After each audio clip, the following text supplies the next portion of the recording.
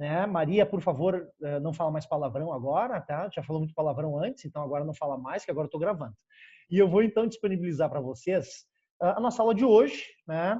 Lembrando vocês que essa relação com o presente político brasileiro é muito grande, e isso é uma brecha muito grande para os professores que fazem as provas de vocês trazerem isso à tona, tá? Então vamos à ascensão do totalitarismo. A ascensão do totalitarismo está junto com a crise de 29, tanto que as questões elas estão juntas, tá? Esse é um período que nós chamamos classicamente de período entre guerras. Bom, se é o período entre guerras, ele vai de 1918, que é o final da Primeira Guerra, até 1939, que é o início da Segunda. E as duas coisas que mais ocorrem nesse período entre guerras é a ascensão do totalitarismo e a crise de 1929. Tá? Então, é a marca registrada do período entre guerras. Mas, especificamente, o totalitarismo, né, ele surge a partir de duas questões. Deixa eu puxar uma canetinha aqui. Então, olhem só. Duas são grandes as questões, tá? Aqui eu vou botar Versalhes, que é o acordo do final da Primeira Guerra Mundial, tá?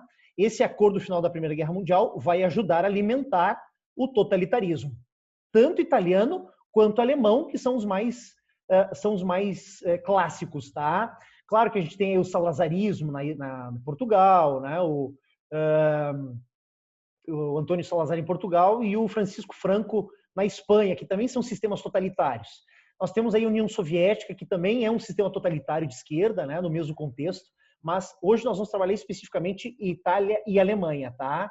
E a Primeira Guerra Mundial, ou melhor, os erros da Primeira Guerra Mundial, eles são o alimento da Segunda Guerra Mundial, ou seja, o subsídio para a ascensão do totalitarismo está, então, nesse acordo do final da Primeira Guerra Mundial, que foi um acordo muito porco, diga-se de passagem. Além do Acordo de Versalhes, nós temos a própria crise de 29, como o outro principal elemento, né, causador dessa ascensão do totalitarismo.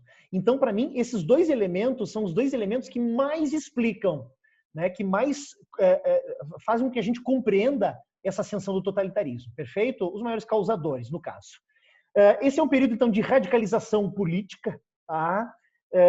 E a gente vê que a gente vive no Brasil hoje também um processo de radicalização política.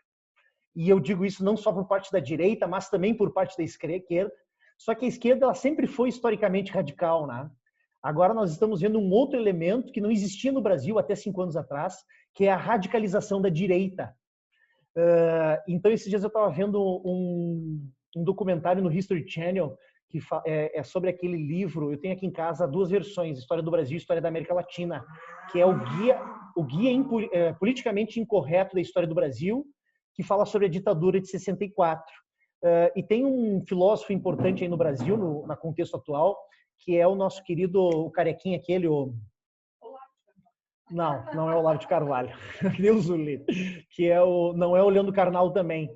É o Pondé. O Pondé, que é um filósofo da direita, né, da direita inteligente, da direita que a gente consegue dialogar, né, da direita a qual eu dialogo historicamente na minha posição política, sendo um social-democrata. E o Pondé falou o seguinte: eu não posso dizer que a esquerda é covarde, porque a esquerda pegou em armas e foi para a luta armada. E morreu e matou nessa luta armada, né? Cometeu erros, né? Assim como sofreu erros da própria ditadura. Agora, a gente nunca viu a direita pegar em armas e fazer política armado. E é a primeira vez na história que a gente está vendo essa direita fazendo militância. A militância sempre foi algo próprio da esquerda, e hoje a gente está vendo a direita mesmo fazendo a militância. E que isso traz, no quadro político brasileiro atual, uma dicotomização, né? Uma polarização. E essa polarização, ela é burra. Essa polarização, ela é tosca. Essa polarização, ela historicamente nos leva a caminhos impróprios. Então, nos desfazermos dessa polarização para mim, é o que a gente tem de mais importante na política brasileira hoje, né? Eu posso dizer para vocês que eu sou ideologicamente de esquerda, mas que eu sou aberto a discutir com a direita liberal. Que eu navego na direita liberal e sempre naveguei. Inclusive, os meus amigos trotskistas sempre brigaram muito comigo e sempre me deixaram de lado por causa disso. Porque eu sempre tive essa proposta de dialogar com a direita. E se nós formos ver a década de 20, a década de 30, na Europa, vai ocorrer exatamente isso. A direita pegando em armas, a esquerda pegando em armas e uma polarização. E essa polarização não foi boa para a Europa da década de 20 e da década de 30. Assim como eu acho que essa polarização para o Brasil atual não é boa. Tá? Então, com exceção dos Estados Unidos, Inglaterra e França, que se mantiveram liberais, né? O fenômeno totalitário ele se espalha por toda a Europa. Alguns historiadores acreditam que 17 nações europeias tinham estados totalitários, constituições totalitárias. Perfeito? E uma das bases do totalitarismo, meninas, é a militarização. É a ideia de que a guerra vai salvar a sociedade, de que fazer a guerra é essencial. Aí tu pensa o seguinte, Su, se eu tenho 17 nações totalitárias que acreditam que a guerra é salvação, eu tenho aqui tudo para dar errado, né?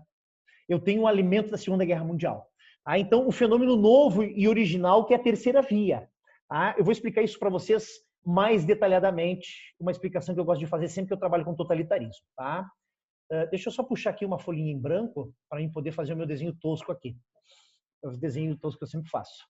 Olha só, então, Su, nós temos no mundo, a partir de 1917, duas formas de organização do mundo, né? Então, todos os países do mundo, eles podem optar ou por um modelo de organização ou por outro modelo de organização. Esses modelos de organização, ele é um modelo político-ideológico, administrativo do Estado, tá? Então, vou pegar aqui, então, minha canetinha, rapidinho, caneta, vou pegar a vermelha. O modelo que nós temos nessa época, um deles, por exemplo, é o modelo socialista.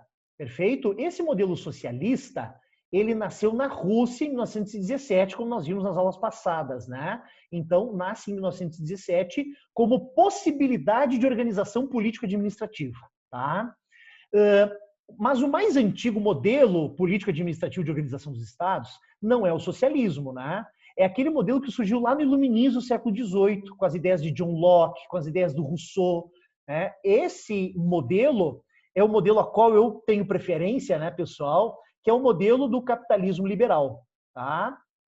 Capitalismo liberal, ou seja, as democracias, liberal. Ou seja, as democracias. Se nós pegarmos, por exemplo, a Alemanha, Raina, nós temos na Alemanha uma República de Weimar. Essa República de Weimar, ela é instaurada na Alemanha logo após a Primeira Guerra Mundial. Perfeito?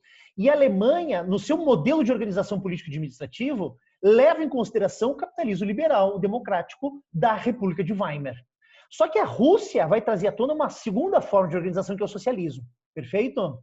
O que acontece com isso? Olhem só. Deixa eu mudar de cor aqui. Vou pegar um preto agora. Esse modelo aqui, ó, as pessoas tinham medo por causa do radicalismo. Né? A gente sabe que a Revolução Russa foi uma revolução que teve milhões de mortos.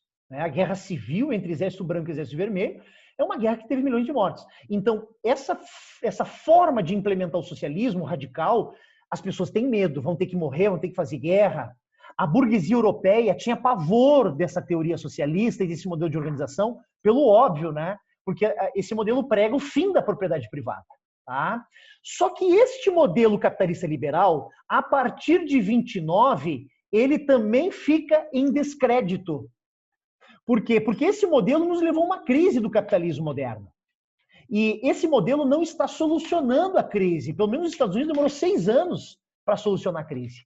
Então, esses dois modelos eles estão em xeque, eles estão sendo questionados. Um pela crise de 29, o outro pelo medo que gera a instauração, a possível instauração desse sistema. Aí vem um cara chamado Benito Mussolini e diz, galera, eu tenho uma terceira via. Eu tenho uma terceira possibilidade, que não é nem o socialismo que a galera tem medo e nem o capitalismo que a galera está em descrédito. O meu modelo chama-se fascismo.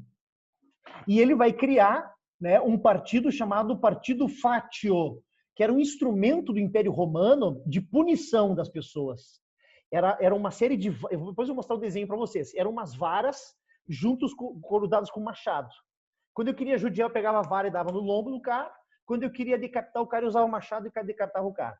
Então, é um instrumento repressor. E o nome desse instrumento é Fátio. Por que eu vou chamar de política fascista ou de partido fascista?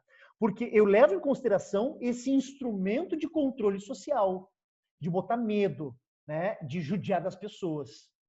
Então, esse é o sistema totalitário, fascista. É um controle absoluto do Estado sobre as pessoas. Mas não só sobre o pensamento, sobre a cultura e o comportamento, mas é a inferência, né, ou a interferência do Estado na economia, na política, na cultura. O Estado decide tudo. O Estado decide até o que livro pode ser lido e que livro não pode ser lido. Né? Que tipo de reunião pode acontecer e que tipo de reunião não pode acontecer. Então, essa interferência do Estado não é só na economia, é na política, é na cultura, é na convivência das pessoas. Por isso que eu chamo de Estado total, ou Estado totalitário. Porque ele é tão grande que ele vai definir todas as esferas da vida humana. Perfeito? E nasce com Benito Mussolini, coisa que a maioria dos alunos se engana. Ah, mas o primeiro não foi o Hitler? Não foi. O Hitler copiou Mussolini, certo? Inclusive na formação do partido. E esse sistema, então, que seria a possibilidade, uma terceira via, uma possibilidade, né? Seria então uma forma diferente, né? Uma alternativa ao mundo a se organizar, que não era nem o capitalismo, que estava em crise de 29, e nem o socialista tinha medo. É o totalitarismo. E aqui a gente vai trabalhar basicamente hoje o fascismo e o nazismo. O fascismo italiano e o nazismo alemão. Perfeito? Bom, o Hitler assume o poder total na Alemanha em 33. Em 34, 35, ele já tinha recuperado a economia alemã. E o que eu quero dizer com isso, Raina? Eu não só trago uma possibilidade nova, eu não só trago, né, uma alternativa, como eu provo na prática que ela funciona. Em 3 anos, 2 anos, eu tiro a Alemanha da crise. Então, eu estou mostrando para o mundo uma alternativa que funciona. O mundo inteiro vai olhar para esse sistema e dizer, caraca, mano, eu quero esse sistema para mim. Eu vou implementar essa merda aqui no meu país, porque funcionou em 2, 3 anos na Alemanha, funcionou em 2, 3 anos na Itália, eu vou trazer para cá. E o mundo começa a se inclinar para esse sistema. Tanto que a Europa vai chegar a 17 nações totalitárias. Inclusive, nós aqui no Brasil, Tupiniquins e Tupinambás, vamos, a partir de 37, sermos regidos por uma constituição chamada polaca, que era uma constituição totalitária polonesa, né? Através do Estado Novo, o Estado ditatorial, totalitário do Getúlio Vargas. Se nós formos para a Argentina, o Perón vai fazer a mesma coisa. Se nós formos ver nos Estados Unidos, o New Deal seria, né, uma pitadinha de totalitarismo. Eu não posso dizer que os americanos implementaram o totalitarismo, mas o New Deal, que seria a maior interferência do Estado na economia, é uma forma de totalitarismo econômico. Então, o mundo inteiro está se aproximando para medidas mais totalitárias. E esse é o grande perigo. Porque todas as nações totalitárias juntas vai dar guerra, não tenho dúvida. Perfeito? Deu para entender isso? Olha só, então, todos, com exceção dos Estados Unidos, França e Inglaterra, que se mantêm liberais, todo mundo está se encaminhando para a terceira via, para a solução totalitária. E o que o totalitarismo, ele repudia a luta de classes, ou seja, é anticomunista, tá? Repudia o internacionalismo, ou seja, ela é uma política mais isolacionista. Os totalitários querem criar uma nação forte, independente das outras nações, sem conexão com as outras nações. Já o comunista não, né? O comunista, ele é que nem um cristão, ele quer espalhar o comunismo, né? Ele é internacionalista e antiliberal. Então, ele é contra o comunismo, contra a esquerda, ele é contra a direita clássica liberal e ele é contra os projetos de globalização e os projetos internacionalistas. E aí eu digo para vocês, vocês já viram o ministério do presidente de vocês? Vocês já viram de um tal de Araújo? Já viram ele escrever o artigo, Araújo? Ele falando da globalização comunista, que a globalização e o processo de globalização seria comunista para tentar dominar o mundo? É basicamente isso aqui, é anti-internacionalista. Né? E a posição do Bolsonaro ela é muito clara, ela é antiliberal. Né? Ele fez uma interferência clara na Polícia Federal recentemente, ele é antiliberal, ele é anticonstitucional. E, ao mesmo tempo, ele é anticomunista, fortemente anticomunista. Tá? Então, para mim, ele é o clássico totalitário. Crise econômica e crise moral. Essa crise econômica, basicamente, Primeira Guerra Mundial, vai trazer a crise, só que essa crise se acentua, essa crise ela aumenta com a crise de 29. Então, se a Itália já vivia uma crise após a Primeira Guerra Mundial, essa crise aumenta com a crise de 29, porque é uma crise no mundo capitalista, tá? E os alemães vão ter muito mais do que uma crise moral, os italianos também, né? Uma crise econômica, uma crise moral. Por que os italianos vão ter uma crise moral? Porque para a Itália mudar de lado na Primeira Guerra Mundial, lembram disso? Que a Itália mudou de lado na Primeira Guerra Mundial? Para a Itália mudar de lado, a Inglaterra e a França fizeram promessas de territórios, de coisas para a Itália. No Tratado de Versalhes, a Itália não ganhou nem um terço das promessas que haviam sido feitas a ela. Então ela sai cabisbaixa, ela sai putaça. A mesma coisa é o Japão, por exemplo. O Japão queria que todos os países estivessem em pé de igualdade no mercado internacional e na comunidade internacional. Não ganham esse pé de igualdade. Eles vão querer formar um império para impor a igualdade. E esse império vai fazer a Segunda Guerra Mundial. Tá? Nacionalismo, resultado de frustração na guerra. Tá? Então, essa frustração é muito viva nos italianos que não receberam as promessas, nos alemães que sofreram as sanções e as punições financeiras e territoriais. Então, é uma crise moral. Tá? Contexto histórico, então, humilhação imposta à Alemanha e à Itália na Primeira Guerra Mundial, Tratado de Versalhes, sentimento de revanche, de vingança, crise de 29, vai aumentar a crise, crise social, ou seja, greves generalizadas. Se pegar a Itália antes do Mussolini, a fome, o desemprego era tão grande, Raina, que as pessoas faziam manifestações diárias nas ruas, né? Manifestações de classes menos abastadas, o que dá uma determinação, opa, o socialismo pode entrar. Se tu vê o povão na rua lutando por questão social, gente, é o quadro ideal para um socialista fazer a revolução. Tá? E a expansão do socialismo dentro dessa crise social. É muito comum o socialismo se expandir em países onde a vivência social é precária, onde as condições sociais são precárias. E é o que a Itália está vivendo. Né? Tem gente morrendo de fome, tem gente morrendo de desemprego. Tá? Então é muito séria essa situação. Bom, vamos falar um pouco assim de forma genérica o totalitarismo. Tá? Nada acima do Estado, nada fora do Estado, nada contra o Estado. Tá? O partido é único. Assim como a China comunista hoje é um Estado totalitário, guardado as devidas proporções, tem um partido único. Então, esse partido único, ele se mistura com o Estado.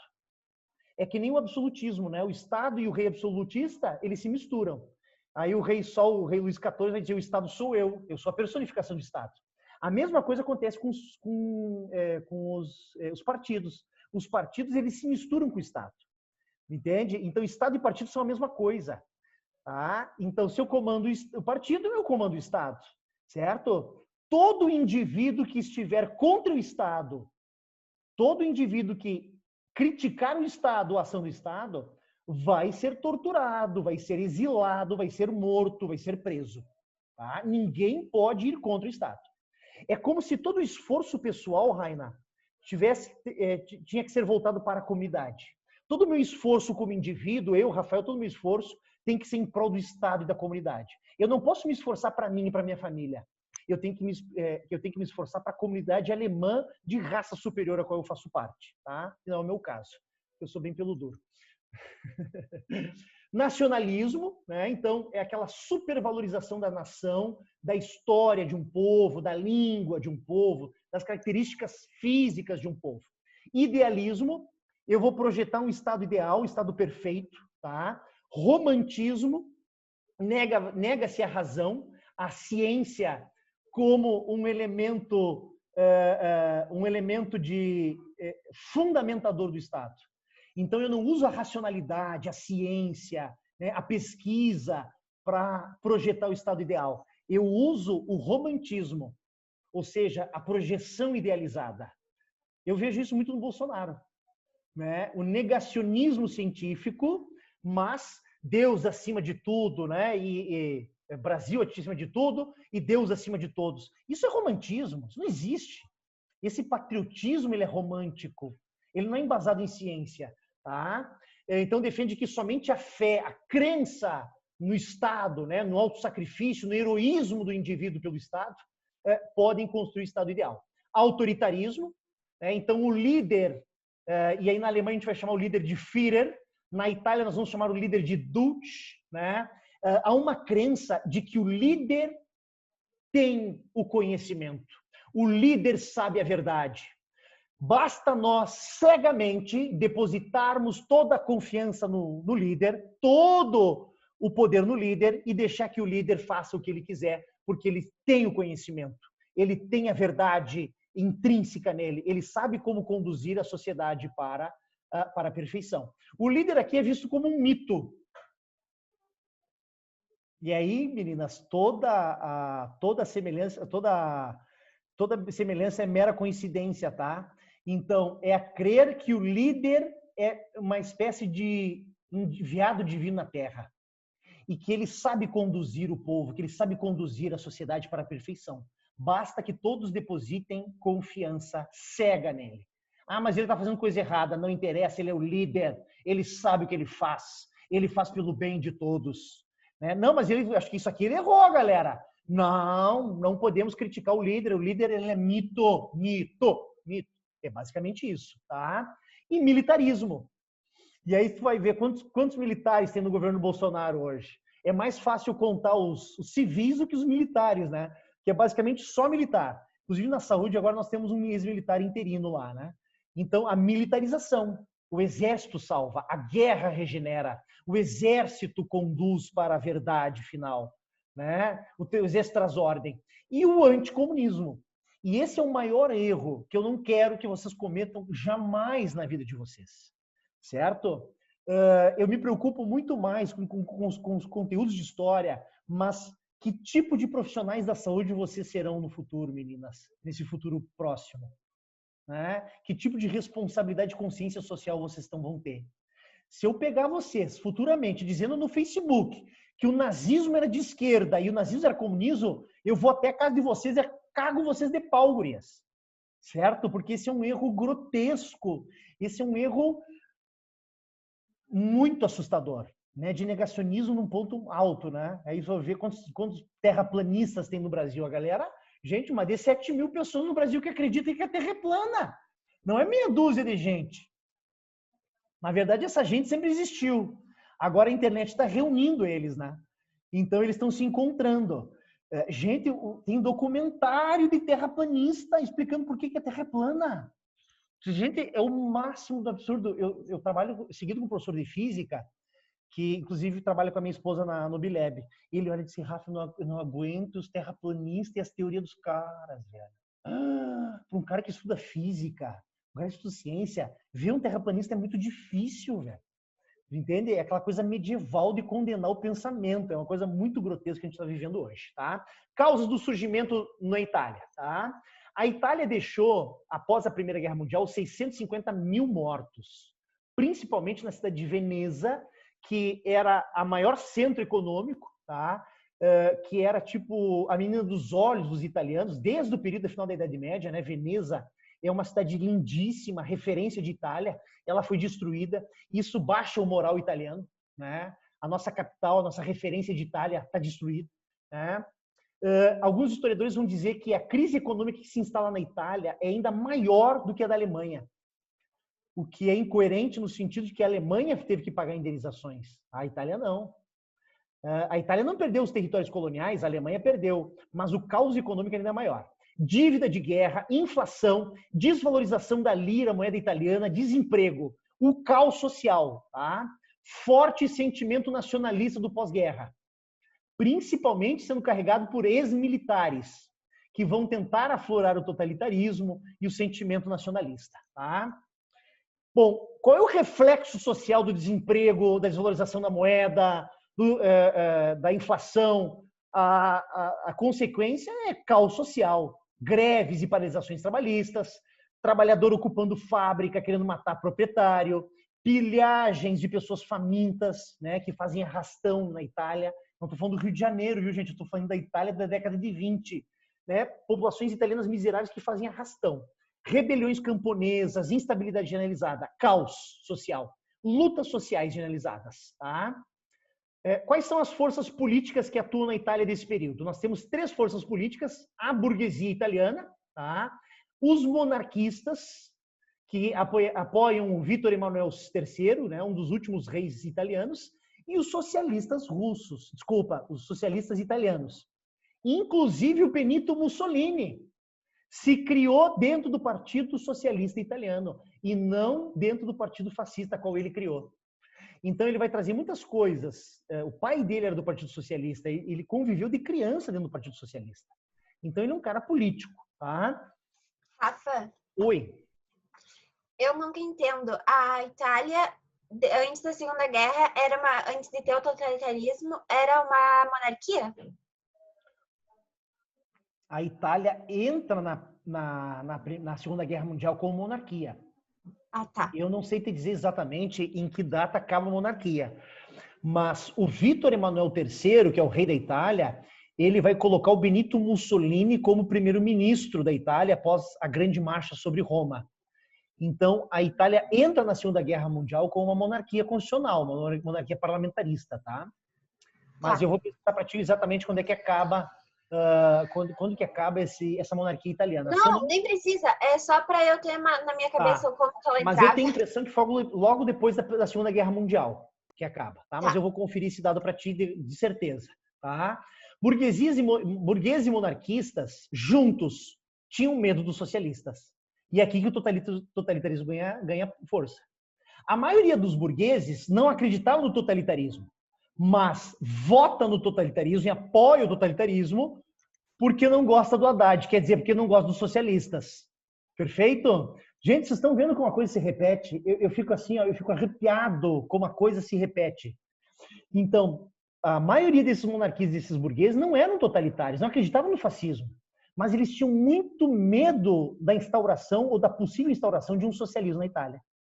E o totalitarismo é visto como uma arma anti-PT, quer dizer, uma arma antissocialista. Então, vou votar no Bolsonaro porque eu não quero o Haddad de novo, não quero o PT de novo. Perfeito? Por isso que eu digo para vocês que essa dicotomia é burra. Nós não devíamos ter feito um segundo turno entre PT e Bolsonaro. Nós deveríamos ter escolhido um outro cara da esquerda, um outro cara da centro-direita, ou da centro-esquerda, que não fosse nem o Bolsonaro representando a direita, nem o PT representando a esquerda. Entende? Então, a dicotomia, ela nos leva a caminhos que a gente não... Bom, a solução, né, para burgueses e monarquistas afastarem o socialismo, a maior arma contra o socialismo é o fascismo. Por isso que eu não posso dizer que o fascismo é de esquerda. Não é. O maior inimigo do fascismo era os socialistas, tá? Benito Mussolini nasceu em 1883 e morreu em 1945, né? O corpo dele foi pendurado em praça pública, dele e da esposa dele, e as pessoas passavam chutando, cuspindo e jogando pedras no corpo dele. De família pobre, o pai era ferreiro e do Partido Socialista. Cresceu nos meios do Partido Socialista, no meio dos anarquistas, ou seja, ele era um cara completamente diferente. Faz parte do Partido Socialista Italiano entre 1912 e 1914. Foi redator de um jornal marxista, ou seja, até redator de jornal esquerdista ele foi, o Avante. Em 1919, aí ele entra na guerra, gente. Em 1919, ele começa a formar um novo partido. Ele sai dessa Primeira Guerra muito desapontado, principalmente com o socialismo e com as ideias marxistas. E é nesse sentido que ele vai, então, a partir que ele sai da guerra, a partir que ele foi combatente de guerra, né? Depois que ele sai da guerra, ele volta para o jornal como redator, mas ele começa a mudar politicamente. E ele começa a fundar o partido fascista, tá? O Partido Fascista, ele é fundado oficialmente em 7 de novembro de 1921. Mas em 1919, ele já estava com tudo traçado, né? Então a gente vai dizer que é um processo de formação. Esse processo de formação do Partido Fascista Italiano, né, como é que a gente chama? É o Faccio Combattente. Tinha um nome oficial italiano, eu não me lembro, depois eu pego para vocês. Ele começa a formar, então, já no início dos anos 20, perfeito? Como é que ele vai organizar esse partido? Ele vai trazer a lógica do exército para dentro do partido. Então, disciplina, organização, funções hierárquicas dentro do partido. Toda essa lógica militar ele traz para dentro do partido. Tá? Ele vai criar até mesmo um grupo de soldados armados dentro do partido, os camisas negras. Então, quando ele faz esse processo de militarização do partido, ele consegue organizar o partido como ninguém. Ele tinha, na época, Raina, o partido mais organizado do universo. Porque quando ele traz a lógica organizacional do exército, né, a lógica disciplinar do exército para dentro de um partido, ele vai conseguir constituir um partido muito organizado. Diferente dos partidos socialistas, que era uma baderna. Imagina aqueles professores de história fumadores de maconha fazendo um partido, né? O Partido Comunista, né? O Partido Socialista Italiano. Tudo desorganizado, né? São bons de ação e de fala, mas de organização são as bosta. O cara fez um partido que não tinha na Itália, um mais organizado. Tá? E ele vai se auto-intitular o Dulce. Ele começa em 1920 as expedições punitivas. Ele descobre onde é que está se reunindo os partidos de oposição, os partidos que ele não gosta. Ele pega os camisas negras, que são ex-combatentes da Primeira Guerra Mundial, armados dentro do partido, ou seja, ele cria um grupo paramilitar, né, um exército dentro do partido, e eles entram nas sedes desses partidos de oposição e eles quebram tudo, botam fogo, matam gente. Isso demonstra que eles estão fora de um processo democrático, fora de um pensamento democrático. Porque o que consolida a democracia, Raina, é a convivência com ideias opostas. Né? São pessoas que, de forma pacífica, né, elas conseguem debater ideias opostas ou conseguem conviver com ideias opostas. Eu tenho um presidente da República hoje que diz que a oposição deve ser metralhada. E ele, inclusive, pega um troço para dizer, vamos metralhar a oposição. Para mim, isso aqui é uma espécie de expedição punitiva. Vamos formar um exército no nosso partido e vamos matar os esquerdistas, literalmente. Tá? E eles vão promover essa série de invasões, agressões e mortes. Uma das coisas que mais cai nos vestibulares é a grande marcha sobre Roma. Perfeito? Nós temos aí um número que varia de historiador para historiador, mas vamos colocar aqui, ó, entre 40 a 50 mil pessoas vão fazer uma marcha de todas as regiões da Itália em direção a Roma, onde ficava o rei Vítor Emanuel III. Perfeito? Quando Vítor Emanuel III vê que 50 mil pessoas promoveram uma grande marcha para a capital, ele vai dizer, meu Deus, os fascistas estão poderosos. Vão me derrubar. O que eu posso fazer para não ser derrubado? Vou colocar o líder deles como primeiro-ministro. O que o Vítor Emanuel faz depois da Grande Marcha? Ele tira o primeiro-ministro dele e coloca no lugar o Dulce, o Benito Mussolini, o chefe dos fascistas.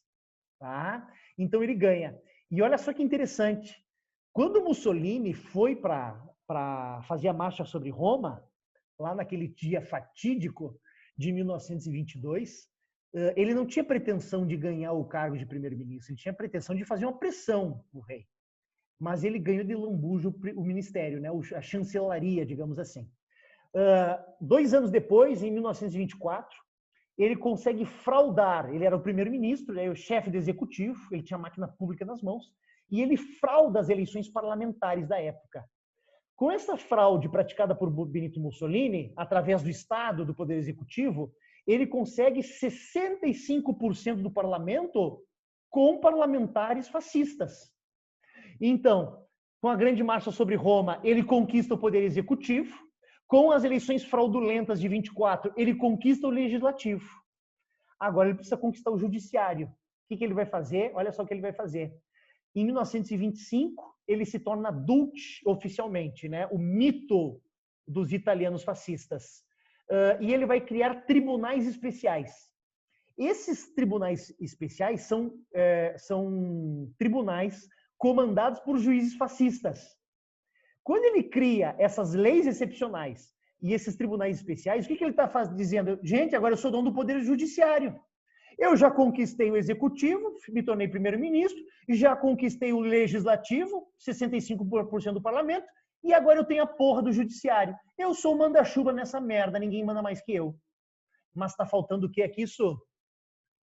O quarto poder. E qual é o quarto poder? O Senhor é santo, Ele está aqui. O Senhor é santo, eu posso sentir. Certo? O que seria, então, o quarto poder? A Igreja Católica Apostólica Romana, que está de desavença com a Itália, com o país, né, com a política italiana, desde a formação da Itália em 1870, que é a questão do Vaticano. É nesse momento, em 29, que ele já tem o poder executivo, já tem o poder legislativo, já tem o poder judiciário. Agora ele vai fazer o Tratado de Latrão e ele vai conquistar o apoio do quarto poder, a Igreja Católica Apostólica Romana, os tocadores de violão. Beleza? Deu para entender isso, gente? 26. Após um atentado contra o Duce, os jornais de oposição são fechados e censurados. Então, além de ter os três poderes, ele ainda não tem a oposição dos jornais. Em 27, ele vai criar a OVRA, a Polícia Política Fascista, que faz um controle interno, quem que está falando mal do fascismo, quem que é contra o fascismo, quem é socialista, e ele vai perseguir essas comunidades que não são fascistas, tá? Ainda em 1927, ele vai criar a Carta de Lavoro. A Carta de Lavoro. O que é a Carta de Lavoro? É acabar com a luta de classes. Ele vai criar duas instituições. Uma instituição para representar os trabalhadores e outra instituição para representar os donos das empresas. Certo? Então ele está dizendo, eu sou queridão com os trabalhadores, eu estou criando um sindicato. Mas os sindicatos não têm autonomia. Os sindicatos não são livres para fazer o que querem. Eles são tutelados pelo próprio Estado. Exatamente o que o Getúlio Vargas fez no Brasil. A partir de 1930, o Vargas vai permitir os sindicatos, mas esses sindicatos vão ser tutelados, ou seja, organizados pelo próprio Estado. Ou seja, ele vai amenizar a luta de classes.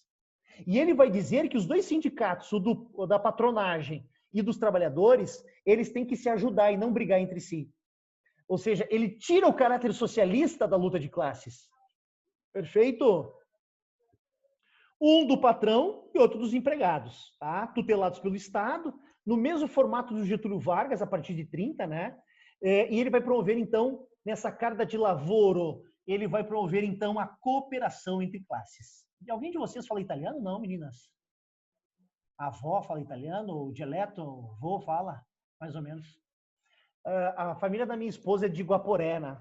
E o meu sogro fala o dialeto, conversa o dialeto bem perfeito. Eu fiquei impressionado em Guaporé. A gente tem uma rádio só no dialeto italiano. Eu fico impressionado com isso. É minha cidade vizinha. É mesmo, é bem do ladinho da tua cidade. A gente é Nova Bassano. Mas eles, não falam o italiano correto, né? Não, é um dialeto, né? Mas eles, por exemplo, se tu pegar meu sogro e largar ele no meio da Itália hoje, ele vai se virar bem, ele vai se comunicar bem, tá? Mas não é a mesma língua. É uma variação do italiano. Inclusive, o dialeto que os nossos colonizadores falam no Brasil ainda, no Rio Grande do Sul, seria o italiano mais original, que é o italiano que permaneceu vivo aqui na América.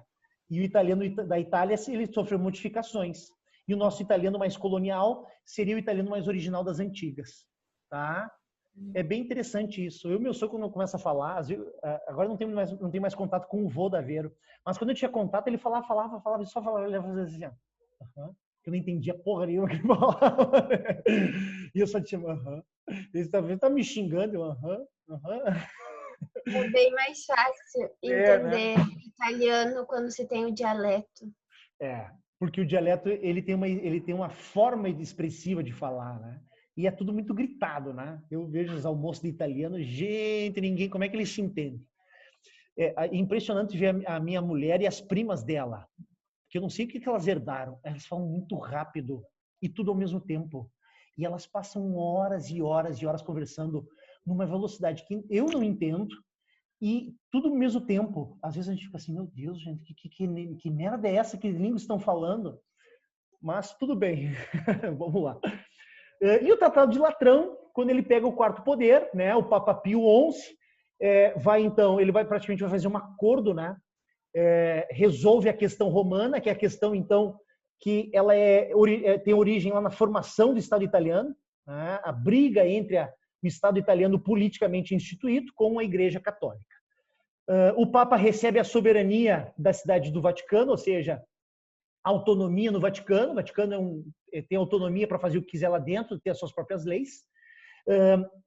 A Igreja Católica reconhece as suas perdas após a formação do Estado italiano, reconhece as indenizações que tiveram que pagar, mas o Mussolini vai voltar a traçar a Igreja Católica como igreja oficial. Então o Papa ganha algumas coisas e aceita algumas perdas. Esse é o Tratado de Latrão. Mas o Benito Mussolini consegue agora o apoio do quarto poder, que é o poder religioso, o poder ideológico, muito forte na Itália até hoje, né, gente? E a crise de 29 na Itália, resposta fascista. Como é que os fascistas resolveram? Né? Como é que o Benito Mussolini resolveu a crise de 29? Aumentando a produção de armamentos. Vamos fazer fábrica. Vamos fazer fábrica de armas, porque a gente alimenta o nosso militarismo totalitário e a gente, com essas fábricas, vai dar emprego para a população. E dando emprego para a população, a gente consegue amenizar o problema social do desemprego e da inflação. Tá? Vão colocar em prática também uma expansão territorial, né? Então eles querem constituir o Império Italiano, e para constituir esse Império Italiano eles precisam aumentar o território, invasão da Abissínia e uma aliança com a Alemanha. Depois eles vão invadir a Etiópia antes da Segunda Guerra Mundial, se eu não me engano, em 1935. Então eles estão em fase de expansão territorial também. Tá? E as causas do surgimento do nazismo na Alemanha? Gente, é praticamente uma cópia das causas do surgimento do fascismo na Itália. Tá? Herança da guerra, o Tratado de Versalhes, que vai provocar uma crise econômica sem precedentes na Alemanha, né? Uma crise moral pela derrota e pela imposição da derrota com o tratado. Tá? O Estado alemão, gente, ele chegou à falência, ele faliu. E a República de Weimar, ela se deu como fracassada, porque ela não conseguiu tirar a Alemanha dessa crise total, dessa crise econômica e moral total. Tá? Só para vocês terem uma ideia, gente, era preciso 60 milhões de marcos para comprar um pão. Então, se tu fosse com uma mala, dessas malas bem grandes, Raina, sabe essas malas bem grandes? Se fosse com uma mala bem grande, cheia de marco alemão para uma padaria, tu ia comprar um pão só. Isso dá uma ideia do que é a falência do Estado alemão na desvalorização do marco. Vou mostrar a imagem para vocês das crianças brincando com um monte de dinheiro, como se fosse peça de Lego, porque o dinheiro não valia mais nada, então davam para as crianças brincar de Lego. Revoltas comunistas e greves, tá? Se generalizaram na Alemanha pela crise social, desemprego, inflação, greve socialista, ideias socialistas começam, né, a se expandir na Alemanha. E principalmente o sentimento de humilhação. Isso o Hitler sentiu na própria pele, né? Na própria pele, porque ele foi cabo de trincheira na Primeira Guerra Mundial. Crise econômica antes de 29. Olhem só. Os alemães declararam moratória nas dívidas do Tratado de Versalhes. Você não sabe o que é moratória, né? Não tem dinheiro para pagar. Hoje, um Estado declarar moratória é muito foda, porque a severidade das regras no mercado internacional, elas são impostas a esse país. O país que não cumpre com os seus, que não cumpre com as suas responsabilidades fiscais e com o seu pagamento de impostos e de dívidas, esse país recebe sanções da Organização Mundial de Comércio, né, que até então era um brasileiro que fazia parte, né? Não pagamento de indenizações e impostos. Aí a França disse, não vamos pagar as indenizações, então nós vamos invadir o Vale do Rio Ruhr, que era a área mais industrial dos alemães. Então, já que vocês declararam moratória, já que vocês não pagaram o empréstimo, as dívidas de guerra, então os franceses vão invadir a maior área industrial da Alemanha, né, o Vale do Rio Ruhr. E aí, se a crise já existia na Alemanha, essa crise se aprofunda. Porque agora os franceses estão dominando a área industrial alemã, que dava possibilidade de lucro para os alemães. Tá? O governo alemão, né, visando apoiar os grevistas, né, os grevistas alemães em Ruhr, adotam uma política emissionista, de emissão de dívidas, tá? Na tentativa de resolver o problema, e o problema não resolveu, só piorou. Hiperinflação e crise social aumentam. Tá? Solução para a crise. Terceira via. Solução para a crise. Partido Nacional Socialista dos Trabalhadores Alemães. Mas tu me enganou no início dessa aula, não é isso? Tu me enganou, tu me mentiu. Tu disse que o partido nazista não era socialista, não era de esquerda, mas olha aí o nome oficial. Partido Nacional Socialista dos Trabalhadores Alemães. Gente, peixe-boi não é peixe. Cavalo marinho não é cavalo. Então, não é porque tem um nome que realmente é de caráter socialista, tá? O que seria socialista no partido? A revolução social que eles queriam fazer. A participação das massas dentro do partido, o apoio das massas populares. E aí, socialismo, né? A ideia de igualdade social, para quem está passando fome, agrada, né? Sou bonito no ouvido. Então, eles vão continuar usando a palavra socialista no caráter de revolução social. O desejo de fazer uma revolução social com o apoio das massas, mas não porque eles eram efetivamente socialistas. Origem na cidade de Munique, no sul da Alemanha. Vou mostrar minha foto que eu fiz lá. Bem no local onde o Hitler fundou o Partido Nazista, bem na cervejaria onde ele discutia e fundamentava o partido com seus colegas. Inclusive, eu tiro duas fotos. Eu tenho duas fotos. Eu tenho a foto antiga do Hitler, lá no mesmo local, e a foto minha fazendo uma homenagem ao Hitler, né? Claro, bagaceira. E o grande líder dessa... Gente, a Munique, que é a cidade que eu tive agora no início do ano, foi a cidade mais bombardeada na Segunda Guerra Mundial. Só não foi mais bombardeada que Berlim, que era a capital. Porque Munique era a capital do nazismo. Tá? Inclusive, a juventude nazista toda se organizava em Munique. Aluguei um carro em Munique e fiz uma viagem em torno de Munique, nas cidades em torno. Eu tive numa cidade onde Hitler foi preso. Eu já contei essa história para vocês? Não contei mesmo? Tenho a impressão que eu já contei essa história. E aí a gente ficou fascinado, né? A cidade onde o Hitler foi preso, depois do Putsch de Munique, vamos lá. Aí a gente começou a ver no Google o que tinha de informação. Não é aberto para visitação. Ninguém sabe onde é que fica a cadeia, ninguém quer que ninguém vá lá. É tipo, nós não queremos que esses idiotas neonazistas, né, venham aqui reverenciar o mito idiota deles, né, na cadeia em que ele ficou preso. Então, a cadeia é fechada, ninguém entra, ninguém sabe onde é, para evitar que os adoradores mitológicos do Hitler, né, eu ia dizer do Bolsonaro, eu me enganei, desculpa, né, do Hitler, fossem para a cidade só para visitar a prisão dele. Mas eu estive na cidade. Não visitei a prisão, mas estive na cidade. Cidade linda, diga-se de passagem. Linda, linda, linda. Vou mostrar as cachoeiras que tinham lá. Vamos ver, então, as características do nazismo. Né? Gente, é uma pergunta muito clássica nos vestibulares. Qual que é a diferença do nazismo para o fascismo? E a diferença básica é o antissemitismo. Os fascistas não são antissemitas e os nazistas são bem antifascistas. Antissemitas. Os fascistas não acreditam na raça pura, perfeito? Os alemães nazistas acreditam na raça pura. Vamos ver isso aí, então. Característica do nazismo, crítica ao Tratado de Versalhes, né? Causa da crise alemã, discurso ultranacionalista, ou seja, crença de que a nação é a melhor nação do mundo. Gente, olha o nível de loucura. O Hitler acreditava fielmente que quando a pessoa ficasse bem ariana, bem loira, bem olhos claros, e a gente conseguisse purificar um indivíduo na raça ariana antiga, ele voltaria a ter poderes mágicos como saltar raios das mãos, mover paredes com pensamento. O Hitler acreditava nisso. Isso quer dizer que o nazismo ele ultrapassa o limite de uma política ideológica e ele chega numa religião, ele se transforma numa religião. Tá? A Raina, eu acho que é a que mais se parece com a ariana pura, né? Apesar de ela ser mais uma italiana nórdica, uma italiana do norte, né?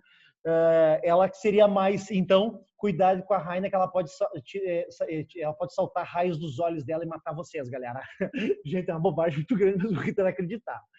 Romantismo, retorno à glória, tanto que ele vai querer construir o terceiro Reich, o terceiro Império Alemão. Lembrando vocês que o primeiro Reich seria o Sacro Império Romano Germânico, a partir de 1843, o Tratado de Verdun, e o segundo Reich seria o Otto von Bismarck, a Constituição da Alemanha, em 1871, e o terceiro Reich seria o império que o Hitler queria construir. Tá? Crítica à Europa. A Europa teme a superioridade alemã. Então, a Europa e os povos europeus devem ser destruídos, porque eles temem o poder alemão, como temeram na Primeira Guerra Mundial e vão temer na Segunda Guerra Mundial. Democracia. A democracia ela é a política dos covardes. A democracia é a política dos boiolas. Aí eu expondo um pouco do meu preconceito. Então, ele via a democracia como fraqueza do homem. A força do homem está no autoritarismo, está na guerra, está no militarismo. Tá? O espaço vital é um conceito muito importante. Tá? O espaço fundamental para a construção do Terceiro Reich, do Terceiro Império. Então, eu preciso de um território específico, eu preciso de um espaço geográfico específico para constituir o meu Terceiro Reich. Esse território, basicamente, é a Rússia atual e a Ucrânia, tá? Onde há grandes fontes de minério para subsidiar a indústria, há grandes fontes de agrícolas, principalmente na Ucrânia, né, para alimentar os soldados, né, mercado consumidor. Então, esse espaço geográfico era importante. O exército como a escola da nação. Então, ele, assim como Mussolini pegou as características do exército, trouxe para dentro do partido, o Hitler faz isso com o país inteiro. Ele vai militarizar o país inteiro. Todas as relações humanas são militarizadas, né? Toda a burocracia do Estado é militarizada. Por isso que deu certo o Estado dele, viu, gente? Não porque o nazismo é fantástico, mas que ele consegue organizar o Estado com disciplina militar. As patentes seriam os estados sociais, ou seja, as camadas sociais seriam as patentes militares.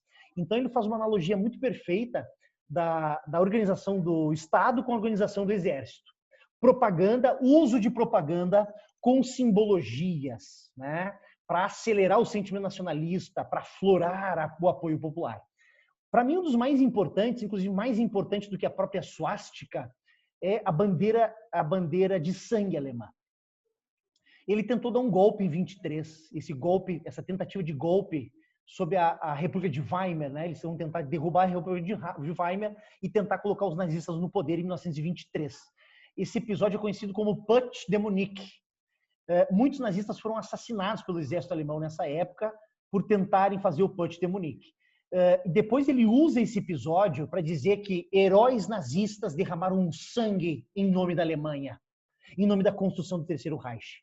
E ele começa a usar essas pessoas que foram mortas no Putsch de Munique para dizer que aquilo tinha sido feito com heroísmo, né? Então ele vai criar uma bandeira que é a bandeira de sangue alemã, né? Que o herói alemão, que o alemão de verdade, ele deve dar o sangue, ele deve dar a vida em nome da pátria, em nome da comunidade, né? E essa bandeira de sangue, a gente retoma basicamente isso aqui, ó, gente. Olha aqui, ó. Essas características aqui, ó. Idealismo e romantismo, certo?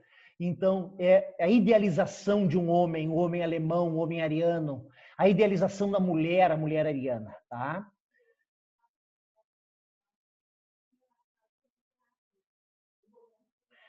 Então, a propaganda, o ministro da propaganda dele é o Goebbels, ó, fora da casinha.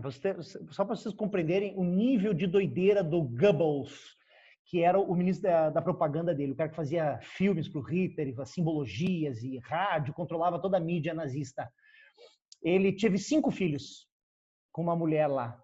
Os 5 filhos, o nome começava com H. Tanto os meninos quanto as meninas, todos os nomes dos filhos deles começavam com a letra H. Helda, Hilder, em homenagem a Hitler.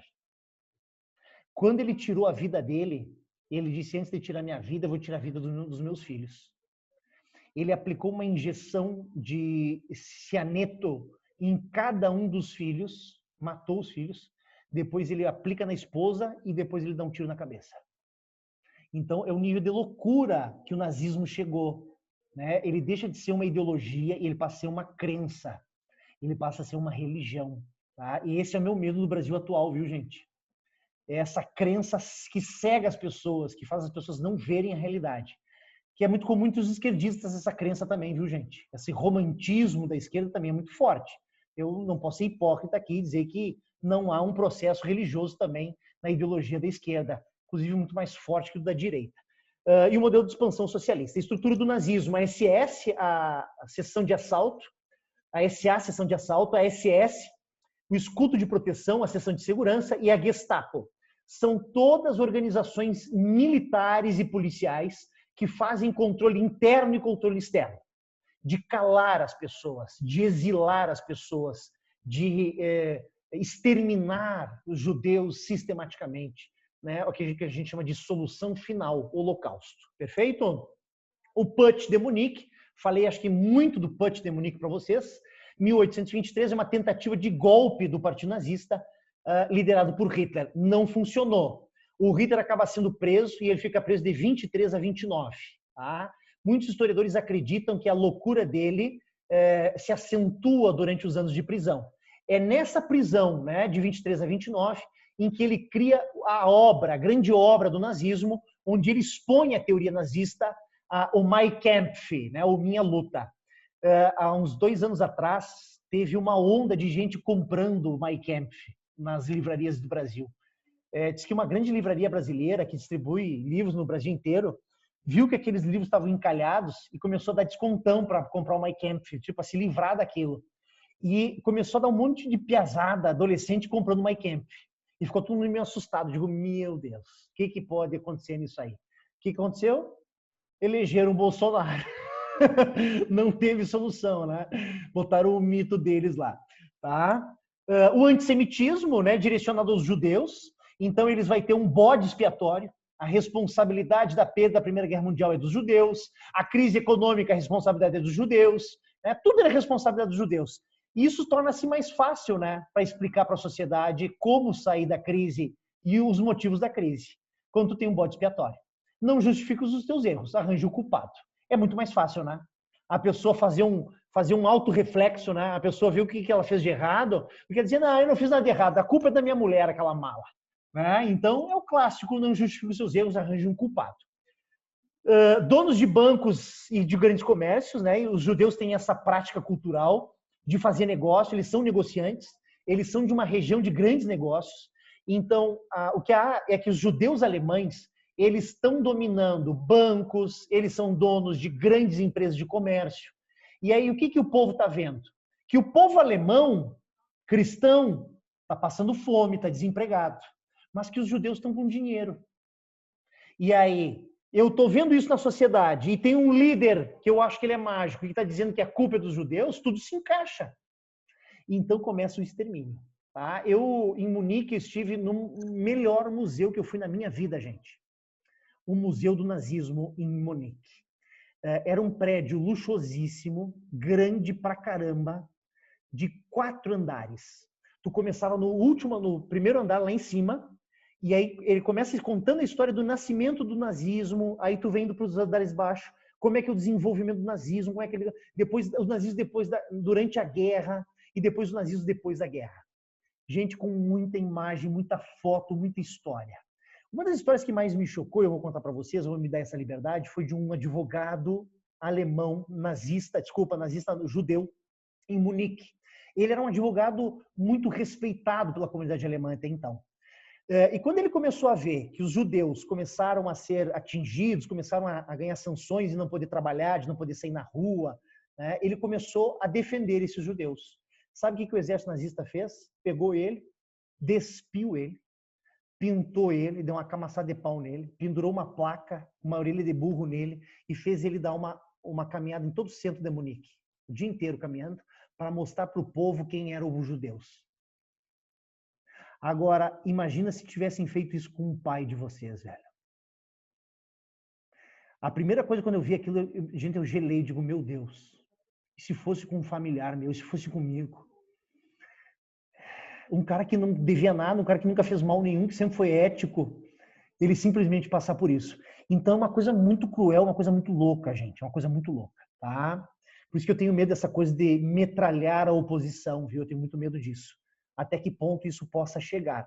Padrão de vida relativamente mais alto que a população alemã, não eram alemães, eles eram judeus, ou seja, semitas da região lá da Palestina, acusados de serem responsáveis pela derrota na Alemanha na Primeira Guerra Mundial, né, e acusados de não apoiarem o nacionalismo alemão. Complô internacional, judeus, Inglaterra e França fizeram um complô para foder com a Alemanha, certo? E o Hitler acreditava nisso. Pós-guerra, a apropriação de todas as riquezas existentes dentro da Alemanha, né, e que eram por parte eram os alemães, os judeus, os ingleses e os franceses se apropriaram. Prisão e execução sistemática dos judeus.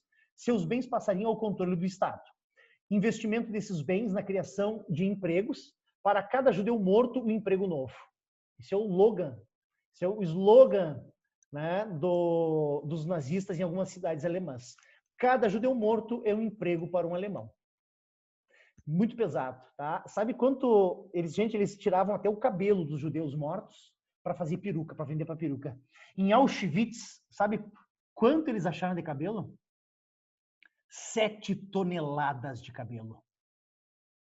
Tu olha as imagens na televisão, dos caras tirando do saco 7 toneladas de cabelo humano e sabendo que todos os humanos que eram donos daquele cabelo foram mortos sistematicamente, são 7 toneladas, é cabelo pra caramba, gente. Tu vê, tem uma caixa cheia de aliança, eu vou mostrar a foto para depois para vocês, uma caixa cheia de aliança de ouro que eles recolhiam antes de matar os caras. Tu pensa que cada aliança daquela é uma família que foi devastada. Olha, é muito triste, tá? E os massacres como o do gueto de Varsóvia em 1940, onde eles passavam e matavam todo mundo, certo? A ascensão de Hitler em 1933, ele, além de chanceler, ele já era chanceler, mas aí morre o presidente Hindenburg, e aí o Hitler acaba em 33 acumulando poderes de chanceler, que ele já tinha, com poderes de presidente. Tá? Para justificar a perseguição aos seus inimigos políticos, ele vai mandar botar fogo no parlamento alemão, no Reichstag. Tá? Ele mesmo, os nazistas vão colocar fogo no parlamento. No outro dia o Hitler vai chegar, olha lá, ó, os nossos opositores políticos botaram fogo no parlamento. Sociedade alemã, posso fazer uma ditadura e controlar a galera? A sociedade vai dizer que sim. Então, é muito parecido com o Plano Cohen. Lembra do Plano Cohen? Eu invento um documento que os comunistas querem tomar o poder para justificar o Estado Novo, a instalação de uma ditadura. Tá? 1934, a Noite dos Longos Punhais, membros nazistas da SS e da SA, que eram contra Hitler ou que não estavam muito gostando das ideias do Hitler e das ações do Hitler, foram assassinados nessa noite. Então eram líderes nazistas que não estavam concordando com Hitler. E o Hitler vai matar esses caras e vai mandar pendurá-los em ganchos de açougueiros e pendurar eles no gancho de açougueiro em praça pública. E é o recado pedagógico que o Hitler está dando. Olha o que acontece com quem fica fora do Estado. Olha o que acontece com quem critica o Estado. Lembrando que Estado e Partido Nazista são a mesma coisa nesse momento, né? Se misturam. Perfeito? 33, já falei para vocês.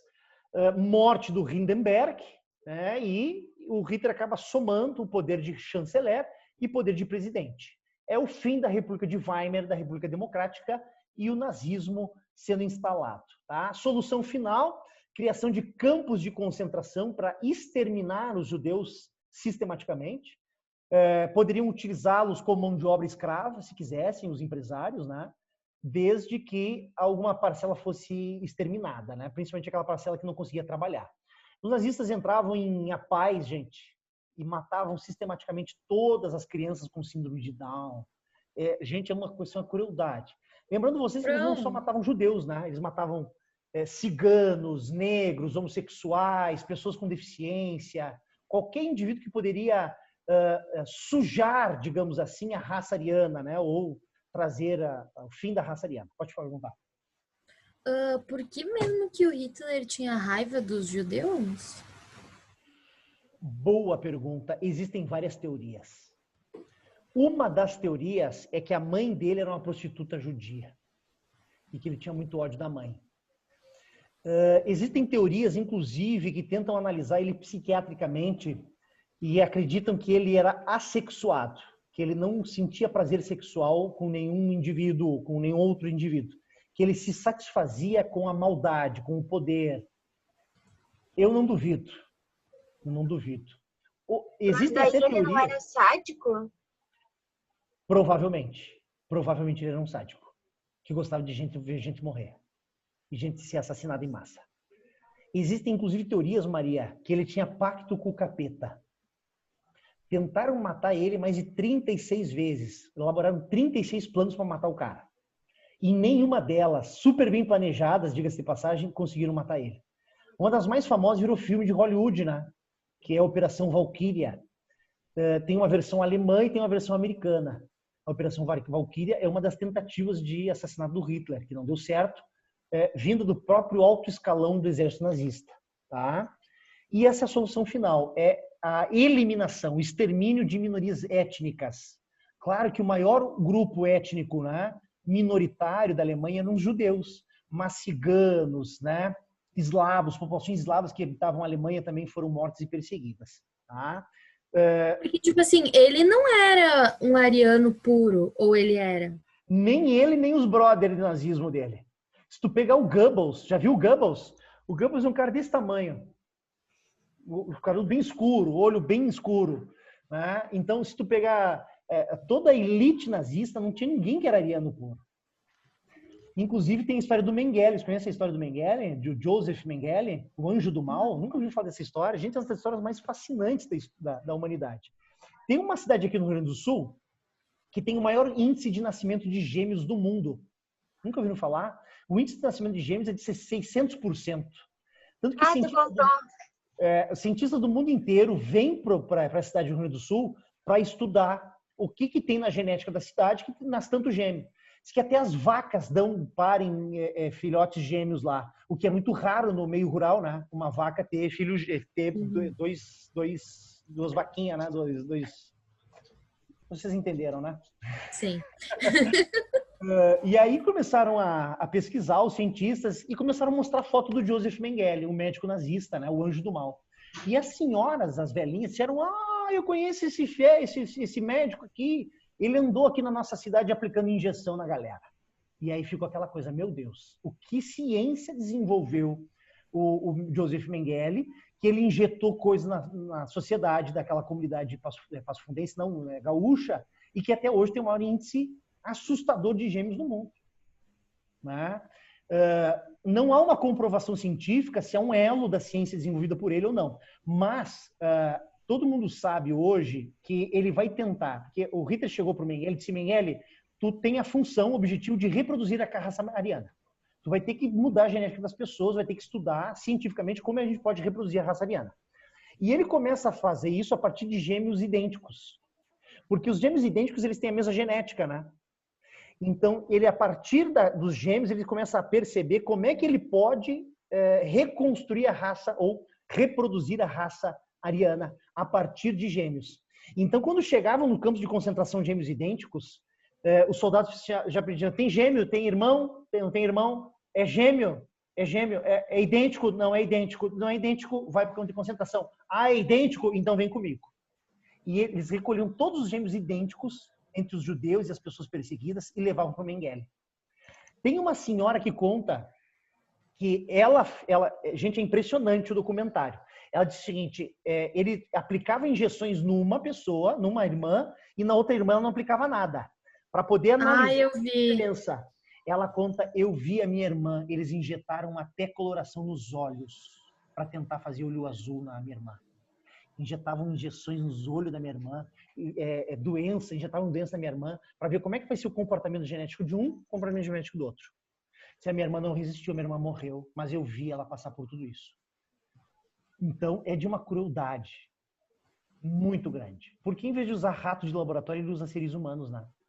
E ele vai fazer os testes mais toscos do universo, arrancar a cabeça de um, tentar colar a cabeça no corpo do outro, vai testar a arma no corpo das pessoas vivas. Olha, é um horror. Tanto que ele é conhecido como o anjo do mal, né? E aí ele acabou fugindo do Rio Grande do Sul, né? Diz que o Mossad, o Serviço Secreto de Israel, estava atrás dele aqui no Rio Grande do Sul e na Argentina. E ele acabou indo para São Paulo. Em São Paulo ele morreu e diz que o corpo dele está no IML em São Paulo até hoje como indigente, porque ninguém quis pegar o corpo dele, nenhum familiar dele na Alemanha quis ir buscar o corpo dele. Deixa esse merda aí. Tá? É uma das histórias mais impressionantes. Até não sei se não saiu um filme recente sobre o Mengele, o Anjo do Mal. Tá? Tem um filme sobre, na Netflix, o nome é Operação Final, é sobre o Adolf Eichmann, algo assim. É muito que ele estava na Argentina. É muito bom o filme. Muito bom. Inclusive a filósofa Hannah Arendt, ela vai analisar o julgamento dele em Israel. O Mossad entra na Argentina secretamente, sem o governo argentino saber, consegue capturar o Adolf Eichmann e levam ele para Israel para ser julgado em Israel secretamente. E o filme conta isso. O filme é muito bom, gente. O filme é muito bom, tem no Netflix. Outro filme muito bom, gente, que eu também aconselho vocês assistirem, é A Lista de Schindler. A Lista de Schindler é um filme todo em preto e branco. Ele tem só algumas cenas em colorido, com as roupas em colorido, que tem toda uma simbologia por trás. Ele foi vencedor de Oscar, tá? No tempo em que o Leon Nelson não fazia filme só de matar gente, tá? O Leon Nelson é aquele que fez vários filmes que ele tem que resgatar a filha, que os sequestradores levam, ele mata todo mundo. Você deve ter visto aí no cinema ou na televisão os filmes do Leon Nelson. Inclusive, eu dei de trabalho agora recentemente nos anos do terceiro ano, assisti o Lista de Schindler. O Lista de Schindler é um filme muito bom, gente, muito bom. Tu fica do início ao fim do filme assim, meu Deus, e agora? Meu Deus, e agora? Tá? É um filme longo, são 3 horas de filme, mas vale a pena, tá? Fica a dica do Rafinha. Para terminarmos, economia nazista, forte intervenção do Estado, fábrica de armas, como os fascistas fizeram, e geração de empregos com essas fábricas de armas, tá? Ele vai copiar uma parte do New Deal do Franklin Delano Roosevelt e do Keynes, né, do John Maynard Keynes. Assim como a política de bem-estar social, foi questão do OPF aí na última prova do OPF ou na penúltima prova do OPF. O welfare state nazista. Aqui está o critério socialista do Partido Nacional Socialista dos Trabalhadores Alemães. A revolução social. Se vocês votarem em mim, eu boto pão na mesa de todo alemão. Né? Então, o que é o Estado pagando a conta do povo pobre, do povo miserável? É política de bem-estar social. É o welfare state. Então, esse é o caráter socialista do nazismo, tá? É o welfare state. Só que eu não posso dizer que isso é socialismo, viu, gente? Eu não posso dizer que isso é socialismo. Os americanos também tinham política de bem-estar social. Eu não posso dizer que os americanos implementaram um socialismo, tá? Então, pelo amor de Deus, não me reproduzam nunca isso. Não me decepcionem, pelo amor de Deus, tá? Eu tô brincando com vocês, meninas. Vamos para as questões, rapidinho? Quanto tempo foi de aula? Caralho, mano! É que é um assunto muito bacana. Vocês querem fazer as questões outra hora? Estão cansados? Podemos tocar?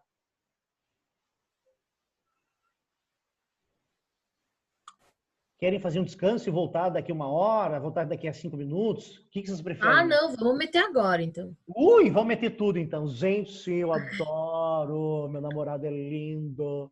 Então, vamos. Vamos começar com o material de vocês, tá, meninas? Projetar, Rafa? Puxinho, eu vou projetar. Só vou puxar aqui para vocês o material no meu computador. Gente, é uma parte da história muito bacana, viu? É uma parte da história e também é muito assustadora. Espero que nunca mais se repita, pelo menos não na mesma proporção. Já que a história se repete, infelizmente.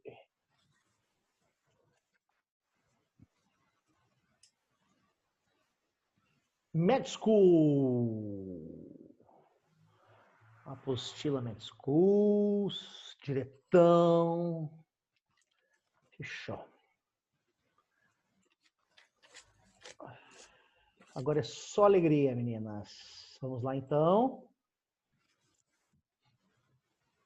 Vocês lembram qual que é? É 5.4 ou 5.5? 5.4. Muito obrigado. Pesquisa. Não encontrar pesquisa. 5.4. Não. Isso aí. Vamos lá, então. CAF de 2018. É a nossa primeira questão. Como é de praxe, estou sem gabarito, mas nós vamos fazer sem gabarito, tá? A gente vai se conversando e vai se analisando. Então vamos lá, a CAF 2018. O antissemitismo orientou muitas das ações políticas e sociais do Partido Nazista, enquanto este esteve no poder. Nesse contexto, sobre o antissemitismo alemão, todas as alternativas estão corretas, exceto a eugenia. Foi uma tentativa de associações sionistas da Alemanha de financiar partidos políticos adversários dos nazistas. na década de 20 e de 30 do século 20. Está errada. Esse é o gabarito, né, meninas? Vocês estão compreendendo por que está errada? O que é eugenia? Eugenia é uma pureza étnica. É um processo de purificação da raça ariana. Então, eu mato quem é judeu, eu mato quem tem síndrome de Down, para não deixar essa genética contaminar a genética ariana, a genética pura, a genética superior, a genética divina. Tá? E o que é o movimento sionista? O movimento sionista é um movimento de retorno dos judeus para a Palestina, para a região de Canaã, para a região de Jerusalém, certo? Esse movimento sionista, ele se inicia nos anos 80, nos anos de 1800, né? Final dos anos de 1800, século XIX, mas ele se acelera no século XX justamente pelo Holocausto, tá? Então essa está completamente errada. Meninos, vocês têm alguma dúvida em outra alternativa dessa questão? Posso tocar para 2? 2, a CAF, ó. Segunda questão de totalitarismo na CAF, hein? Uma de 18, uma de 16. Acerca dos principais proposições e afirmações do movimento fascista no passado, o que tem retornado recentemente, analisa as afirmativas a seguir. Olha a primeira ali, isso. Uma das principais proposições dos fascistas era o uso indiscriminado da violência contra os opositores. Sim, fossem eles socialistas, liberais, sociais-democratas ou qualquer movimento organizado de oposição. Então, nada fora do Estado, nada acima do Estado e nada contra o Estado. Todo elemento que fizer oposição ao Estado será eliminado pelo uso da violência. Tá? Para mim, essa 1 está certa. A 2, os fascistas, em geral, promoviam os setores tradicionais das elites europeias. Muitos tinham origem aristocrata e defendiam as propostas monarquistas. Então, lembram que eu falei para vocês que burgueses e monarquistas se unem em prol do fascismo como um remédio contra o socialismo. Então, os ricos italianos vão apoiar, os conservadores italianos vão apoiar. Sim, vão apoiar. Para mim, a 2 está correta. A 3, a afirmação de que a democracia era fraca e não evitava a corrupção. Foi uma arma retórica muito usada pelos fascistas. Sim, após subirem ao poder, destruíram a oposição e governavam de forma totalitária, controlando a imprensa, as instituições, as forças armadas e a polícia. Então, a democracia como algo que traz fraqueza ao ser humano. O homem fraco é o homem democrático. Tá? Também, para mim, tem relação. As 4, a radicalização política atual em muitos países, inclusive no Brasil, e aí eu estou falando aqui o que eu falei no início da aula de hoje para vocês, a possibilidade de vincular este conteúdo com a situação que nós vivemos hoje, né? Inclusive no Brasil, faz com que muitas práticas de caráter fascista voltem a aparecer na forma de intolerância, incitação à violência, em muitos casos de racismo. Para mim, está certa. Mas, se vocês forem muito de direita e muito apoiadores do Bolsonaro, vocês vão dizer que ela está errada. Tá? Mas, para mim, está certa. Estou brincando com vocês, meninas, não façam cara séria. Então, para mim, ela está certa. E a 5, uma das alas mais importantes do Partido Republicano dos Estados Unidos, chamada Tea Party, assumiu oficialmente o discurso do símbolo de origem fascista. Tem alguma que tem todas as certas? Eu daria como errada. Nunca ouvi falar disso. Por isso que eu daria como errada. Eu dei aqui o quê? 1, 2, 3 e 4.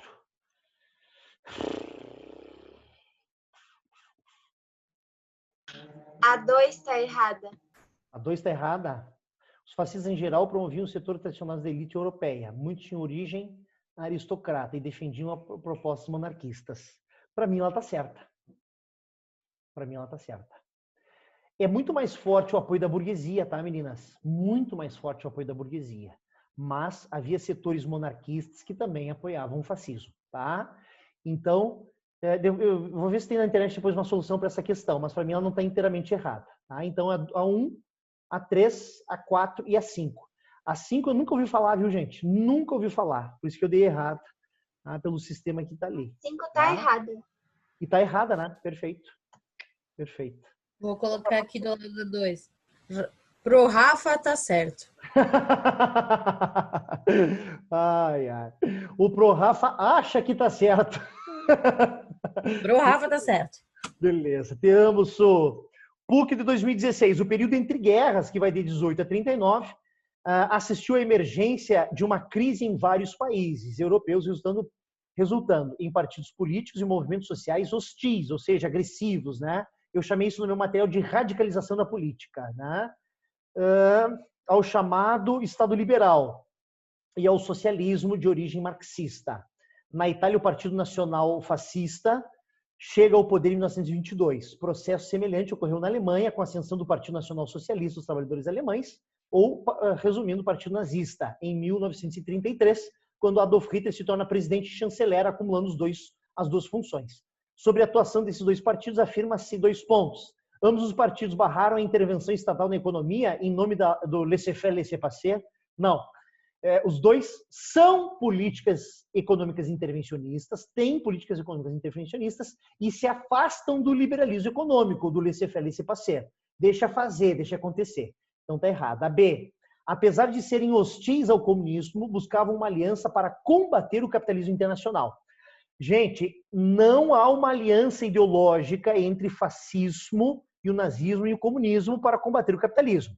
O que há é o acordo de Ribbentrop-Molotov, que é o pacto de não agressão com a Rússia, mas isso já no meio, antes da Segunda Guerra Mundial, e não no contexto de ascensão do totalitarismo. Tá?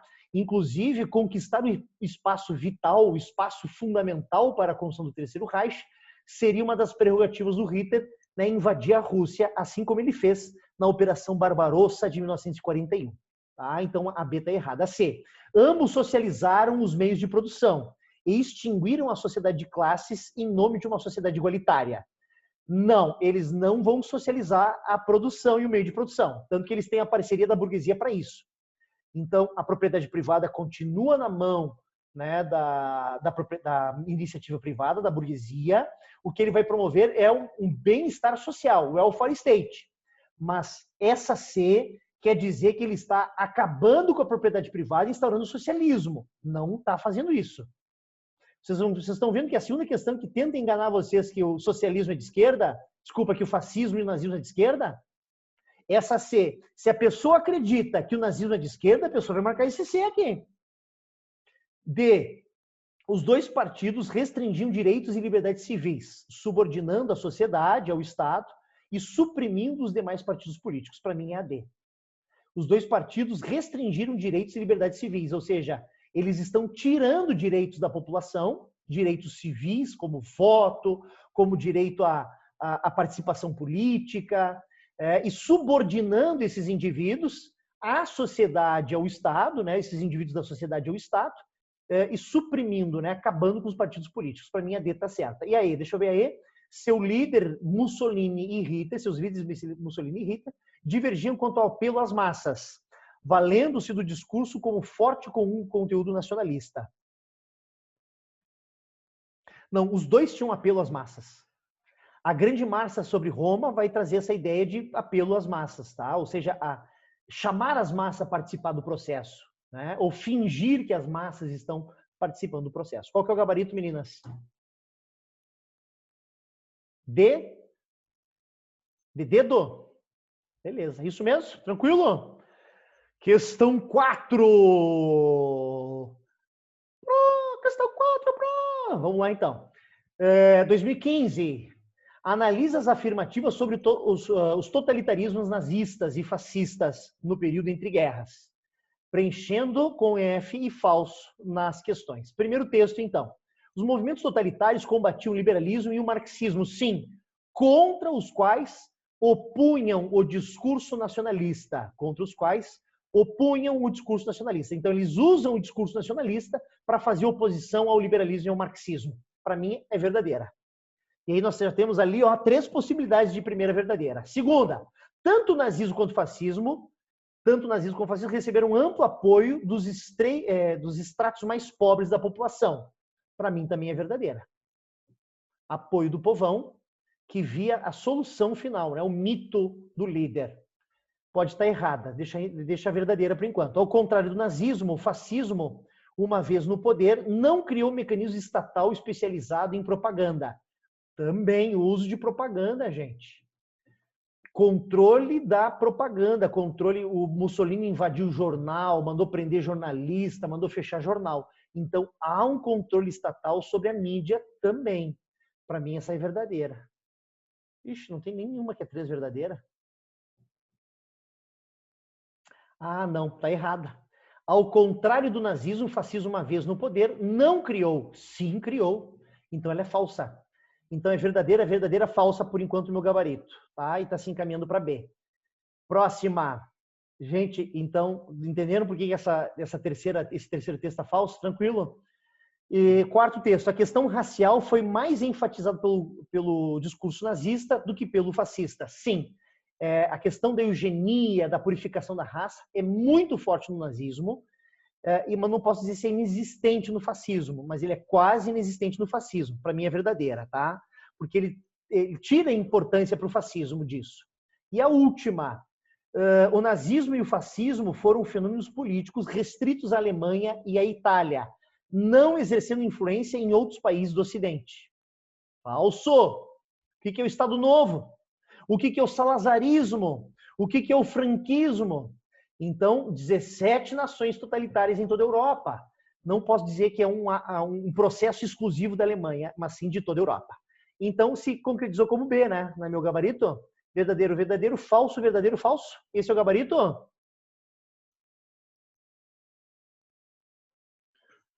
Chora. Muito bom, vamos lá. Leia alguns dos artigos do Tratado de Versalhes. Artigo 45. A Alemanha cede à França a propriedade absoluta, com direitos exclusivos de exploração, desimpedidos e livres de todas as dívidas e despesas de qualquer tipo. As minas de carvão situadas na bacia do rio do Sarre. Então, essa foi uma das coisas que os franceses ganharam dos alemães. Artigo 119. A Alemanha renuncia em favor do principal aliado e das potências associadas todos os seus direitos e títulos sobre as possessões ultramar. Ou seja, todas as colônias alemãs fora da Europa passam para a França e seus aliados. Artigo 198. Deu para ver que eu não sou da matemática, né? As Forças Armadas da Alemanha não devem incluir quaisquer forças militares ou navais. Ou seja, eles só podiam ter um exército de no máximo 100 mil homens para fazer um controle interno, tá? Não podendo exceder este número de 100 mil homens. Artigo 232. Os governos aliados e associados exigem a Alemanha, e a Alemanha promete que fará compensação por todos os danos causados à população civil das potências aliadas e associadas. Que chatice esse texto. Isso é coisa de jurista, tá? E a sua propriedade durante o período de beligerância de cada uma. Então, todos os danos financeiros causados pela guerra terão que ser pagos pelos alemães. A partir da leitura do texto e dos artigos transcritos, é correto afirmar que o Tratado de Versalhes, 2 pontos, encerrou a Segunda Guerra Mundial? Não, encerrou a Primeira e não a Segunda. Extinguiu a Liga das Nações? Não. Apesar de não estar no texto, a gente sabe que a Liga das Nações ou Sociedade das Nações, ela se constitui a partir do próprio Tratado de Versalhes e não é extinta a partir. Tá? C. Estimulou a competição econômica e colonial entre os países europeus, resultando na Primeira Guerra Mundial. Na verdade, isso aí seria antes da Primeira Guerra Mundial, o que nós chamamos de imperialismo. E o Tratado de Versalhes é o fim da Primeira Guerra Mundial e o fim dessa concorrência por um curto período de tempo. Tá? D. Permitiu que as potências aliadas dividissem a Alemanha no final da Segunda Guerra Mundial? Não. Novamente, porque trata de um tratado final da Primeira e não da Segunda. O mesmo erro cometido na A. E a E, que deve ser a correta, impôs duras sanções à Alemanha no final da Primeira Guerra Mundial, fazendo ressurgir um nacionalismo exacerbado pelo desejo de vingança, pelo desejo de revanche dos alemães, e organizando as forças políticas do país. É a E. Tranquilo? Fechou? Alguma dúvida nessa questão? Vamos para a questão 6 da UX de 2014. Considere as seguintes afirmativas sobre as características do totalitarismo, regime político, que no início do século XX dominou alguns países europeus, como, por exemplo, a Alemanha e a Itália. Número 1. O Estado utilizava os meios de comunicação disponíveis para produzir espetáculos cívicos grandiosos, exaltando a ideologia totalitária, o que se constituía um fenômeno de massa. Sim, grandes cerimônias públicas com discurso do mito de até 12 horas. Tu imagina o mito discursando 12 horas. A minha sorte que o nosso mito tupinambá, né, o nosso mito tupiniquim, ele não consegue discursar 20 minutos, ele não tem essa capacidade, ele não tem essa capacidade intelectiva, né? Já o Hitler tinha discursos aí de 12, 10 horas seguidas discursando, né? Nesse ato cívico tinha demonstração do exército, né? Marcha, bandeiras, discursos inflamados, e diz que essa era a especialidade do Hitler, né? E ele era muito, como é que a gente chama isso na filosofia? A gente chama isso de persuasão. Ele era muito persuasivo, né? Ele era um discurso muito inflamado. É que nem o Rafinha, às vezes, quando se emociona, ele, e a galera fica olhando assim, meu Deus, ele entrou na parada. Né? Tipo o pastor Rafinha. Para mim, a 1 está certa. Né? Essa questão da revolução social que ele propõe, né? Do apoio das massas. 2, a necessidade de lutar pelos interesses da pátria. Conduziu, na maioria das vezes, a uma perspectiva militarista. Então, a luta pela pátria traz ao totalitarismo uma função militarista, né? Ou um critério de pensamento militarista. Para mim, está perfeito com o que é o totalitarismo. A 2. A 3.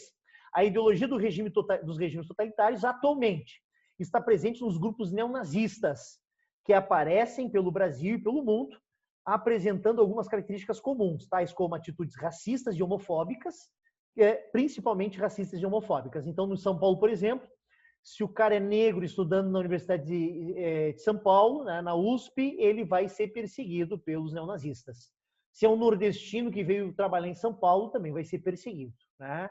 Eu conheço um caso específico, alguns anos atrás ocorreu em São Paulo, de um pai e um filho que estavam andando numa praça abraçados, e eu vejo que, na minha visão, um pai e um filho podem andar abraçados com normalidade, né? Assim como 2 homens que se amam também podem andar abraçados com muita normalidade, na minha visão.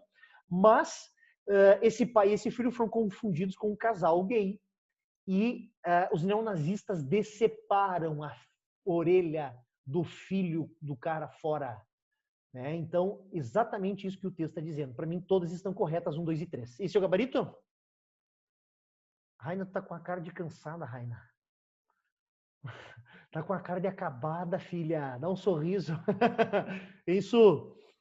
Rafael, tá todo mundo assim. A Su tá na escuridão ali, Su. Que houve? Eu tô com a luz ligada, só que não sei o que tem. Eu tô brincando. E aí, acho que a partir da 17 a gente já corrigiu, né? Que eram aquelas de... Uhum. Perfeito? Ah, não, tem essa aqui, ó. A 8 da UPF 2016. Vamos fazer essa aqui, ó.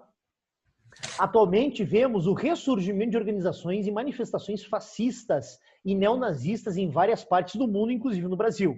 Então, novamente, uma questão que retrata aquilo que eu falei no início dessa aula, meninas. Se eu fosse o professor que faz a prova de vocês, eu faria uma questão de totalitarismo, né, comparando o Bolsonaro com o totalitarismo na época. Mas eu sou eu, né? Mas a gente está vendo que essa prerrogativa está aqui. Atualmente, então, vemos o ressurgimento em várias partes do mundo do Brasil, enquanto o modelo político do nazismo e do fascismo que surgiram como consequência. Então, aqui vai dizer quais são os motivos que levaram ao surgimento do nazismo e do fascismo, tá? Surgiram como consequência do quê? Então, quais são os causadores do surgimento do fascismo e do nazismo? Olha, do desenvolvimento de partidos nacionalistas, com pregações em favor de um executivo forte, totalitário, com o objetivo de solucionar a crise generalizada diante da desorganização surgida após a Primeira Guerra Mundial. Gente, eu não vejo erro na primeira. É o gabarito? Velho. Vamos ver todas então. B. da esperança de conseguir estabilidade com a união das doutrinas liberais. Não. Eles são antiliberais, antidemocratas, né? A democracia é a conjuntura, né, do homem covarde, do homem fraco. C, da instituição do parlamentarismo na Itália e da Alemanha, agregando partidos populares nacionalistas, contrários à grande burguesia. Não, o maior aliado do nazismo e do fascismo é a burguesia, que faz uma aliança com o fascismo, vendo no fascismo e no nazismo uma arma contra o socialismo. Tá? E a E? Não, a D, do enfraquecimento da alta burguesia. Então, pelo mesmo motivo que a C está errada, a D está errada. Há um crescimento da burguesia, né? O Hugo Boss, minha querida, fazia roupa para o exército nazista. A Volkswagen fazia motor de jipe, né? A BMW fazia motor de avião. Então, essa burguesia vai ter ascensão, né? Ela vai ter crescimento. E aí, do coletivismo pregado pelos marxistas. Erro! Além de antiliberal, ele era antimarxista. Se a pessoa acredita que o nazismo é de esquerda, que o nazismo é marxista, marca E como correta. Não é, tá, gente? Meninas, beijos para vocês, tá? Foi um prazerzão dar essa aula para vocês. Eu encerro aqui. Vou tomar todo o cuidado do mundo para não eliminar essa gravação. Já subo pro YouTube e já mando o link para vocês, tá? Beleza. Beijos. Tchau, Rafa. Valeu.